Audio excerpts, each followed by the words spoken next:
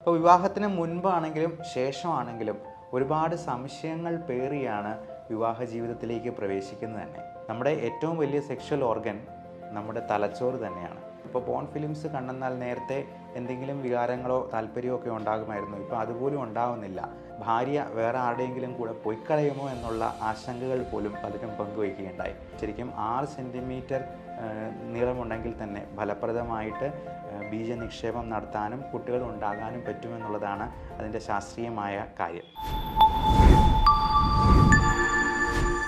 ദാമ്പത്യ ജീവിതത്തെപ്പറ്റി പല മതവിഭാഗങ്ങളിലും pre marriage class എടുക്കാനായിട്ട് ഉള്ള ഭാഗ്യം എനിക്ക് ലഭിച്ചിട്ടുണ്ട്. അതിൻ്റെ ഭാഗമായിട്ട് ക്ലാസ് എടുത്തപ്പോൾ അതിന് മുൻപും പിൻപും മെസ്സേജ് വഴിയും ഒക്കെയായിട്ട് പല ആളുകൾ പലതരത്തിലുള്ള ലൈംഗികപരമായിട്ടുള്ള സംശയങ്ങളും ചോദിച്ച് നിവാരണം നടത്തിയിട്ടുണ്ട്. അപ്പോഴൊക്കെ എനിക്ക് മനസ്സിലാക്കാൻ സാധിച്ചിട്ടുള്ളത് ആളുകൾക്ക് ഇതിനെപ്പറ്റി ഒരുപാട് സംശയങ്ങളാണ്. അഡ്രസ്സ് ചെയ്യപ്പെടാത്ത ഒരുപാട് പ്രശ്നങ്ങൾ അത് പുരുഷന്മാർക്കും സ്ത്രീകൾക്കും ഒരുപാടുണ്ട്. ഇപ്പോൾ വിവാഹത്തിന് മുൻപാണെങ്കിലും ശേഷമാണെങ്കിലും ഒരുപാട് സംശയങ്ങൾ പേറിയാണ് വിവാഹ ജീവിതത്തിലേക്ക് പ്രവേശിക്കുന്നത് തന്നെ. ഇപ്പോൾ നമ്മുടെ കൂട്ടുകാരാണെങ്കിൽ പോലും അവർ വിവാഹത്തിന് മുൻപ് പല കാര്യങ്ങളും സംശയനിവൃത്തി വരുത്തിയതിന് ശേഷം അപ്പോൾ അവർക്ക് അങ്ങനെ ഒരാളോട് പറയാൻ പറ്റുന്നു എന്നുള്ളത് ചിലർക്ക് മാത്രം കിട്ടുന്ന ഒരു അനുഗ്രഹമായിരിക്കാം. എല്ലാവർക്കും അത് പറ്റിയെന്ന് വരത്തില്ല. അപ്പോൾ ഇങ്ങനെ പുറത്തു മറയാൻ മടിച്ച് അല്ലെങ്കിൽ പേടിച്ച് ജീവിതം തന്നെ ഹോമിച്ച് കളയുന്ന ഒരുപാട് ദമ്പതികളെയും ഞാൻ ഇതിനോടകം കണ്ടിട്ടുണ്ട്. അതുകൊണ്ട് തന്നെ ഈ ഒരു ലൈംഗിക രോഗങ്ങൾ എന്ന് പറയുന്ന പ്രശ്നങ്ങൾ ഒരുപാട് ചൂഷണം ചെയ്യപ്പെടുന്ന ഒന്നാണ്. നമുക്കെല്ലാം അറിയാവുന്നതുപോലെ വിപണിയിൽ പലതരത്തിലുള്ള മരുന്നുകൾ, ന്യൂട്രീഷണൽ സപ്ലിമെൻറ്റ്സ്, വൈറ്റമിൻസ് അല്ലെങ്കിൽ എനർജി ബൂസ്റ്റേഴ്സ് എന്നൊക്കെയുള്ള പേരിൽ പലതരത്തിലുള്ള വില കൂടിയ മരുന്നുകളുമൊക്കെ ഇന്ന് സുലഭമാണ്. അപ്പോൾ ഇതൊക്കെ മുതലെടുക്കുന്നത് മലയാളികളുടെ അല്ലെങ്കിൽ സാധാരണ ജനങ്ങളുടെ ഇതിനെപ്പറ്റിയുള്ള അജ്ഞതയും കോൺഫിഡൻസ് ഇല്ലായ്മയും അവരുടെ നിരാശയും ഉത്കണ്ഠയും ഒക്കെയാണ്. ഇതൊക്കെ തുറന്ന് സംസാരിക്കാനായിട്ട് ആളുകൾക്ക് ഭയങ്കര മടിയാണ്. അല്ലെങ്കിൽ ഒരു പരിധിവരെ ഡോക്ടർമാർക്ക് പോലും ഇതിനെപ്പറ്റിയൊക്കെ ഒന്ന് തുറന്ന് സംസാരിക്കാനും ഇപ്പോൾ വീഡിയോ ചെയ്യുന്നതിനെപ്പറ്റി പോലും ആൾക്കാർക്ക് മടിയാണ്. അതിനെക്കുറിച്ച് കേൾക്കുമ്പോൾ തന്നെ അതെന്തോ ഒരു തെറ്റാണെന്നോ അല്ലെങ്കിൽ ചമ്മലുളവാക്കുന്ന ഒന്ന് ആണെന്നോ ഒക്കെ ഒരു ധാരണയാണ്. അതുകൊണ്ട് ഇതിനെക്കുറിച്ച് സധൈര്യം തുറന്ന് സംസാരിക്കാനായിട്ട് ആളുകളും രോഗികളും ഡോക്ടർമാരും കൂടുതലായിട്ട് തയ്യാറാവണം എന്ന് തന്നെയാണ് എനിക്ക് തോന്നിയിട്ടുള്ളത്. നമുക്കറിയാം, ഇപ്പോൾ പുരുഷ ലൈംഗിക അവയവം അതിനെപ്പറ്റി പറയാൻ പോലും ആൾക്കാർക്ക് മടിയാണ്. പക്ഷേ നമുക്കറിയാം, അയൽ സംസ്ഥാനങ്ങളിലൊക്കെ ചിലരുടെ പേരിൽ തന്നെ ഈ അവയവമുണ്ട്. ഇപ്പോൾ ലിംഗം എന്ന് പറയാനായിട്ട് തന്നെ ആളുകൾക്ക് മടിയായിരിക്കുന്ന കൊച്ചുകുട്ടികൾക്കൊക്കെ ആണെങ്കിൽ അതൊക്കെ ഒരുപാട് ചിരി ഉളവാക്കുന്ന, തമാശ ഉളവാക്കുന്ന ഒരു സംഗതിയാണ്. അപ്പോൾ ഈ പറയുന്ന ദാമ്പത്യം തകർക്കുന്ന ഏറ്റവും വലിയ പ്രശ്നം ഇത്തരത്തിലുള്ള രോഗങ്ങൾ എന്ന് വിളിക്കാമോ എന്ന് പോലും അറിയാൻ പറ്റാത്ത രീതിയിലുള്ള ഉത്കണ്ഠകളും ആശങ്കകളും ഒക്കെയാണ്. അപ്പോൾ ഇതൊക്കെ പറയാനായിട്ട് ഒരു കോൺഫിഡൻഷ്യാലിറ്റി, അതായത് വിശ്വസ്തത ഒരു പ്രശ്നമായി വരികയും ചെയ്യാം. പലർക്കും ഇതിനു വേണ്ടി ഒരു ഡോക്ടറെ സമീപിക്കാൻ പലപ്പോഴും മടിയായിരിക്കാം. അപ്പോൾ അങ്ങനെയുള്ളവർക്ക് ഓൺലൈൻ കൺസൾട്ടേഷൻ ഫലപ്രദമായി വിനിയോഗിക്കാവുന്നതാണ്. താഴെ കാണുന്ന നമ്പറിൽ നിങ്ങൾക്ക് കോൺടാക്റ്റ് ചെയ്യാവുന്നതാണ്. ഓൾ അറൗണ്ട് ദ ഗ്ലോബ് നമുക്ക് മോഡേൺ മെഡിസിനിൽ ഒരേ മരുന്നുകൾ തന്നെയാണ് അവൈലബിൾ ആയിട്ടുള്ളത്. ഒരു ഡോക്ടറുടെ പ്രിസ്ക്രിപ്ഷനോടുകൂടി നമുക്കത് കിട്ടാവുന്ന മരുന്നുകളും അതിൽ ലഭ്യമാണ്. 9567710073 എന്ന നമ്പറിൽ വാട്സപ്പ് ചെയ്യാവുന്നതുമാണ്. അപ്പോൾ ഇങ്ങനെയുള്ള സംശയങ്ങൾ നിങ്ങൾക്ക് ചോദിക്കുകയും അതിന് വേണ്ട നിർദ്ദേശങ്ങൾ തേടുകയും ഓൺലൈൻ കൺസൾട്ടേഷൻ ആവശ്യമെങ്കിൽ അതിന് ഉള്ള നിർദ്ദേശങ്ങൾ പറഞ്ഞു തരാനും മാക്സിമം ശ്രമിക്കുന്നതാണ്. അപ്പോൾ ഏറ്റവും പ്രധാനപ്പെട്ട സെക്ഷൽ ഓർഗൻ ഏതാണ് എന്ന് ചോദിച്ചെന്നാൽ നമ്മുടെ മനസ്സിൽ വരുന്ന പല കാര്യങ്ങളും ആയിരിക്കത്തില്ല യഥാർത്ഥത്തിലുള്ള ഉത്തരം.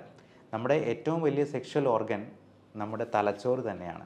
നമ്മൾ എന്ത് ചിന്തിക്കുന്നോ അതിനനുസരിച്ചാണ് നമ്മുടെ ശരീരത്തിൽ അതിനുള്ള മാറ്റങ്ങൾ ഉണ്ടാവുക. അപ്പോൾ ന്യൂറോ സൈക്കാട്രിയുടെ ഒരു വലിയ ഭാഗമായിട്ട് ഈ സെക്സോളജി മാറുന്നതും ഈ പറഞ്ഞ കാര്യത്താൽ തന്നെയാണ്. മിക്കവാറും ആളുകളിൽ ഇത് മെയിൻ പ്രശ്നങ്ങൾ ഉണ്ടാക്കുന്ന സംഗതിയായി വരുന്നത് ആങ്സൈറ്റി ഡിസോർഡറാണ്. ഞാൻ നേരത്തെ പറഞ്ഞ ഉത്കണ്ഠ.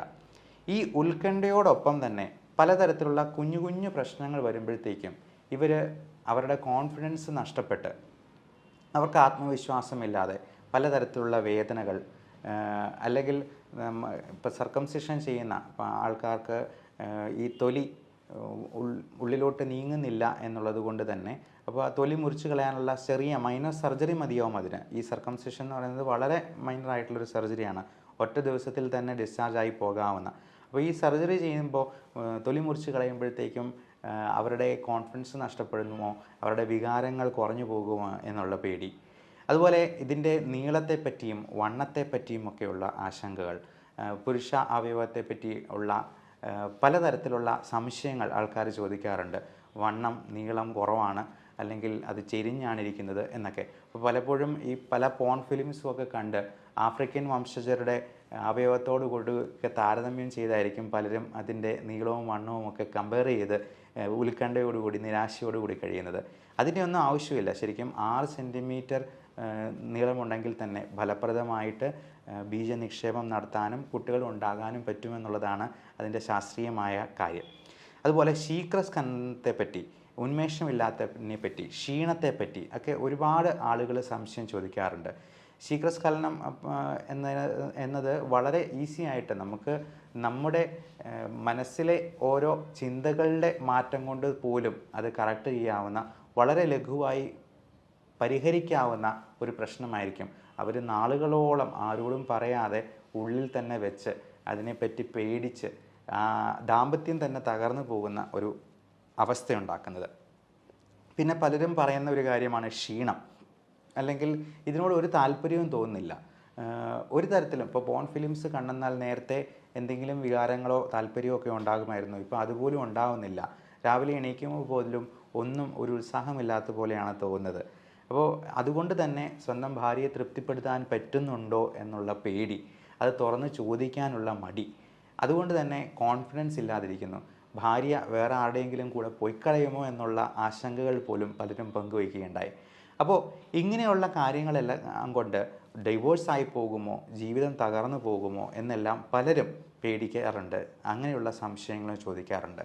അപ്പോൾ ഇങ്ങനെയുള്ള സംശയങ്ങളൊക്കെ ഉള്ളിൽ വയ്ക്കാതെ നിങ്ങൾക്ക് അടുപ്പമുള്ള ഒരു ഡോക്ടറുമായിട്ട് സംവദിച്ച് അതിന് വേണ്ട രീതിയിലുള്ള കൗൺസിലിങ്ങും ട്രീറ്റ്മെൻറ്റും നടത്തി അതിനെ പരിഹരിച്ച് മുൻപോട്ട് പോകാനായിട്ട് പ്രത്യേകം ശ്രദ്ധിക്കുക. അതുപോലെ പലർക്കും അറിയില്ല കുട്ടി ഉണ്ടാവാനായിട്ട് ഏതൊക്കെ ദിവസങ്ങളിൽ ബന്ധപ്പെടണം എന്നുള്ളത്. അത് ലഘുവായിട്ടൊന്ന് പറഞ്ഞു തരാം. നമ്മൾ ഒരു സ്ത്രീയുടെ മെൻസസ് തുടങ്ങുന്ന ദിവസം ഡേ 1 എന്ന് കണക്കാക്കിയെന്നാൽ, അതായത് പീരിയഡ്സ് തുടങ്ങുന്ന ദിവസം 1ാമത്തെ ദിവസമാണ് എന്ന് കണക്കാക്കിയെന്നാൽ, അത് മുതൽ 14ാമത്തെ ദിവസത്തിലാണ് ബീജവുമായിട്ട് സങ്കലനം ചെയ്യാനായിട്ട് തക്കവണ്ണം അണ്ഡം അല്ലെങ്കിൽ ഓവം സെക്രറ്റഡായി അവരുടെ ശരീരത്തിലുണ്ടാവുക. അപ്പോൾ ഈ 14ാമത്തെ ദിവസമായിരിക്കും നമുക്ക് കുട്ടി ഉണ്ടാകാനായിട്ട് ബന്ധപ്പെടാൻ ഏറ്റവും അനുയോജ്യമായിട്ടുള്ള സമയം എന്നുള്ളത് മനസ്സിലാക്കുക. അപ്പോൾ 28 ദിവസം മെൻസ്ട്രുവൽ സൈക്കിളുള്ള ഒരു സ്ത്രീയുടെ കാര്യമാണ് ഈ പറഞ്ഞത്. അപ്പം അതിൽ വ്യത്യാസം വരുന്നുണ്ടെങ്കിൽ അതിനനുസരിച്ച് ദിവസങ്ങളിലും കുറച്ച് വ്യത്യാസം വന്നേക്കാം. PCOD പോലുള്ള പ്രശ്നങ്ങളത് ഉള്ളതുകൊണ്ട് മെൻസസ് വളരെ റെഗുലറായിട്ട് വരാത്ത ആളുകളിൽ ആ തരത്തിൽ നമ്മൾ ഈ ഓവം സെക്രീറ്റ് ചെയ്യുന്ന ദിവസങ്ങൾ ഏതാണെന്ന് കൃത്യമായിട്ട് കാൽക്കുലേറ്റ് ചെയ്യാനും അതിന് വേണ്ട ടെസ്റ്റുകൾ നടത്തി അതിന് വേണ്ട രീതിയിൽ നമ്മൾ ഈ സെക്ഷൽ ഇൻ്റർകോഴ്സ് അതിൻ്റെ ടൈമിങ് ശ്രദ്ധിക്കാനായിട്ടും പ്രത്യേകം നോക്കുക. അപ്പോൾ ഇതേപോലെ തന്നെ നമ്മൾ ഗർഭധാരണം ഒഴിവാക്കാനായിട്ട് ബാക്കിയുള്ള ദിവസങ്ങളിൽ ബന്ധപ്പെടുന്നതിന് കുഴപ്പമില്ല എന്നുള്ളത് മനസ്സിലാക്കുക. പിന്നെ ഇതിൻ്റെ ശുചിത്വ പാലനം അതിൽ വളരെ പ്രധാനമാണ്. പലപ്പോഴും നമുക്കറിയാം ഹണിമൂൺ സിസ്റ്റൈറ്റിസ് എന്ന് പറയുന്നൊരു സംഗതിയുണ്ട്. കല്യാണം കഴിച്ചിട്ട് ആദ്യത്തെ നാളുകളിൽ തന്നെ സ്ത്രീക്ക് യൂറിനറി ഇൻഫെക്ഷൻ ഉണ്ടാകുക, റെക്കറൻ്റായിട്ട് യൂറിനറി ഇൻഫെക്ഷൻ ഉണ്ടാകുക. അപ്പോൾ അത് പ്രധാനമായിട്ടും നിർജ്ജലീകരണം, നന്നായിട്ട് വെള്ളം കുടിക്കാത്തത് കൊണ്ട് വരാം. പിന്നെ ആദ്യമായിട്ട് ബന്ധപ്പെടുമ്പോൾ സെക്ഷൽ ഇൻ്റർകോഴ്സ് ഉണ്ടാകുമ്പോൾ ഈ യൂറിനറി ട്രാക്റ്റിൽ ഉണ്ടാകുന്ന ഇൻഫെക്ഷൻസ് അത് മാറ്റാനായിട്ട് നമ്മൾ സെക്സിന് മുൻപും ഇൻ്റർകോഴ്സിന് മുൻപും പിൻപും നന്നായിട്ട് കഴുകുക. അത് കഴിയുമെങ്കിൽ ഒരു വജൈനൽ സൊല്യൂഷൻ, ആൻറ്റിസെപ്റ്റിക് സൊല്യൂഷൻ വെച്ച് ഉള്ളും കൂടി കഴുകി വൃത്തിയാക്കാനായിട്ട് ശ്രദ്ധിക്കുക. അതുപോലെ ഇതിന് മുൻപും പിൻപും യൂറിൻ പാസ് ചെയ്യാനായിട്ട് പ്രത്യേകം ശ്രദ്ധിക്കുക. നന്നായിട്ട് വെള്ളം കുടിച്ച് യൂറിൻ പാസ് ചെയ്തില്ലെന്നുണ്ടെങ്കിൽ പലപ്പോഴും യൂറിനറി ഇൻഫെക്ഷൻ ഉണ്ടാകാനുള്ള സാധ്യതയുണ്ട്. അതേപോലെ തന്നെ നമ്മൾ ടോയ്ലറ്റിൽ പോയതിന് ശേഷം കഴുകുന്നത് ഫ്രണ്ടിലോട്ട് കഴുകാതെ ബാക്കിലോട്ട് കഴുകാനായിട്ടും ശ്രദ്ധിക്കുക. നമ്മൾ ഫ്രണ്ടിലോട്ട് കഴിയുമ്പോഴേക്കും പലപ്പോഴും ഈ ഫീക്കൽ മാറ്റർ യൂറിനറി ട്രാക്റ്റിലോട്ട് വരാനും അവിടെ കണ്ടാമിനേറ്റ് ചെയ്യാനുമുള്ള സാധ്യത കൂടുതലുണ്ട്. അതോടൊപ്പം അവിടുത്തെ ഹെയർ കഴിവതും റിമൂവ് ചെയ്ത് അവിടെ ഏറ്റവും വൃത്തിയായിട്ട് സൂക്ഷിക്കാനും അടിവസ്ത്രങ്ങൾ കൃത്യമായിട്ട് മാറി ഉപയോഗിക്കാനും ഈർപ്പം നിലനിന്ന് അവിടെ ബാക്കിയുള്ള ഇൻഫെക്ഷൻസ് വരാതിരിക്കാനും പ്രത്യേകമായിട്ട് ശ്രദ്ധിക്കുക. അപ്പോൾ ഈ സെക്ഷൽ ഇൻ്റർകോഴ്സിൽ ശുചിത്വ പാലനത്തെ പറ്റിയും നമ്മൾ കൃത്യമായിട്ട് അറിഞ്ഞിരിക്കണം. പിന്നെ ഇതിന് കഴിക്കേണ്ട ഭക്ഷണത്തെ ക്രമത്തെക്കുറിച്ചും നമുക്ക് പ്രോട്ടീൻ റിച്ച് ആയിട്ടുള്ള ഫുഡ് കഴിച്ചെന്നാൽ കൂടുതലായിട്ടുള്ള ഒരു കായികശേഷിയും അതോടൊപ്പം കാലറിയും നമുക്ക് കിട്ടും. സെക്സ് എന്ന് പറയുന്നത് ഒരുപാട് കാലറീസ് അല്ലെങ്കിൽ ഒരുപാട് എനർജി ഉപയോഗപ്പെടുന്ന ഒരു നല്ല ഫിസിക്കൽ എയ്റോബിക് എക്സസൈസ് കൂടിയാണ് എന്നുള്ളത് മനസ്സിലാക്കുക. നല്ല ഉറക്കം കിട്ടാനും നല്ല രീതിയിൽ നമ്മുടെ ഹെൽത്ത് മെയിൻറ്റെയിൻ ചെയ്യാനും cardiac and respiratory health maintain ചെയ്യാനും അതൊരു പക്ഷേ നല്ല സഹായിച്ചേക്കും. അതൊരു നല്ല സ്ട്രെസ് ബസ്റ്ററും കൂടിയാണ്. പിന്നെ നമ്മൾ ഇംഗ്ലീഷിൽ പറയുന്ന പോലെ സെക്സ് എന്ന് പറയുന്നത് ലവ് മേക്കിംഗ് ആണ്. നമ്മുടെ സ്നേഹം എക്സ്പ്രസ് ചെയ്യാനായിട്ടുള്ള ഒരു സാധ്യതയാണ് സെക്ഷൽ ഇൻ്റർകോഴ്സിലൂടെ നമ്മൾ ഉപയോഗപ്പെടുത്തേണ്ടത്. ഒരിക്കലും അത് നമ്മുടെ കായികശേഷി തെളിയിക്കാനുള്ളതോ അല്ലെങ്കിൽ നമ്മുടെ ആണത്വമോ പുരുഷത്വമോ ഒക്കെ പ്രകടമാക്കാനുള്ള ഒരു സീനായിട്ടല്ല നമ്മളത് ഉപയോഗപ്പെടുത്തേണ്ടത്. സെക്ഷൽ ഇൻ്റർകോഴ്സ് നടക്കണമെന്ന് പോലുമില്ല ഒരു സ്ത്രീക്ക് ഉത്തേജനമുണ്ടാകാനും ഒരു കാമസമ്പൂർത്തി ഉണ്ടാകാനായിട്ടും.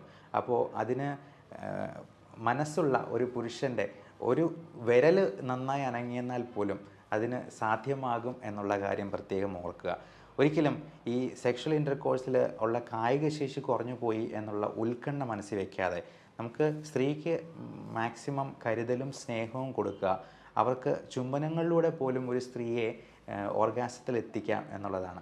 പലപ്പോഴും സ്ത്രീകളൊന്നും ഓർഗാസം എന്താണെന്ന് അറിയാത്ത ആൾക്കാരുണ്ട്. ഒരു 20-30% സ്ത്രീകൾക്കും അതെന്താണെന്ന് പോലും അറിയാൻ പറ്റിയിട്ടില്ല എന്നുള്ളതാണ് പല ഗവേഷണങ്ങളും പറഞ്ഞിട്ടുള്ളത്.